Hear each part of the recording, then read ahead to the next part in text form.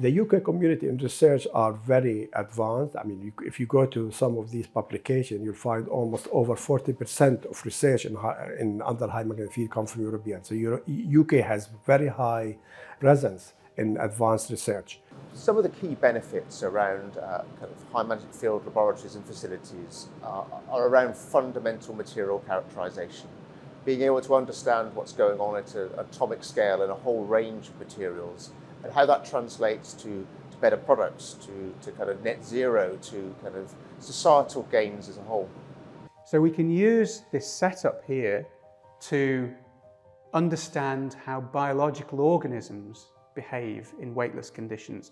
And not only weightless conditions, we can change, by changing the position of the organism in the magnetic field inside this can here, we can vary the effective gravity acting on the organism. So we can go all the way through from weightlessness, zero gravity if you like, all the way through to lunar gravity, the gravity on the moon, increase it up to Martian gravity, up to the gravity of the Earth, and then keep going, and we can keep going, and we can simulate even the gravity on a very much larger planet. Semiconductors are often called the brain of modern electronics. They are a very special class of material because they can behave as insulator or conductor, enabling a wide range of application.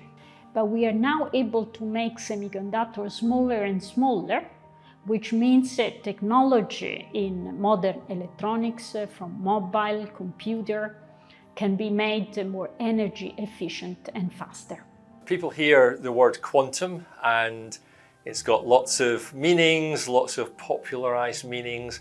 What it really means is how materials behave at the absolute smallest scales. So if you think of materials being made of atoms, and the things even smaller than atoms, and the things smaller than atoms and smaller than that again. The things that we're looking at, often theorists have been able to write down these models, try to solve them and predict what they would do, but we're reaching a stage now where real materials can be made that map onto these theoretical models.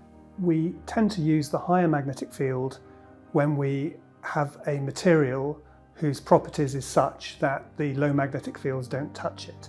And the really exciting thing about very high magnetic fields is it allows you to push materials beyond where they would normally like to go and uncover new physics. In many cases, the magnetic properties that we're interested in, or the superconducting properties, or whatever it is we're trying to measure, will scale. So measuring a small sample is the same as measuring a large sample. We're getting the same information. So superconductors are material where you pass a current and there is no energy loss. So for example, you don't feel resistance.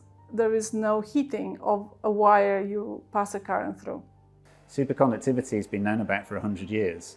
So certain materials that you may be familiar with, like lead or aluminium, mercury, they all superconduct, but only a few degrees above absolute zero. One problem with the high temperature superconductors is that they're very, very complicated materials, and we still do not understand how they work. If we could understand why they superconduct at these temperatures, maybe we could make a material that superconducts at higher temperatures, that's more easily extrudable into wires, and that would really, as I said, revolutionize the way in which we use electricity on a daily basis. The holy grail is to create materials which superconduct at room temperature. If you can create materials that superconduct at room temperature, then this would transform a vast number of applications which use electrical power. So this would include ways of generating electricity, so generators, motors in transportation, and just transport of electricity through grid wires, etc. All of those applications would be completely transformed with high temperature superconductors.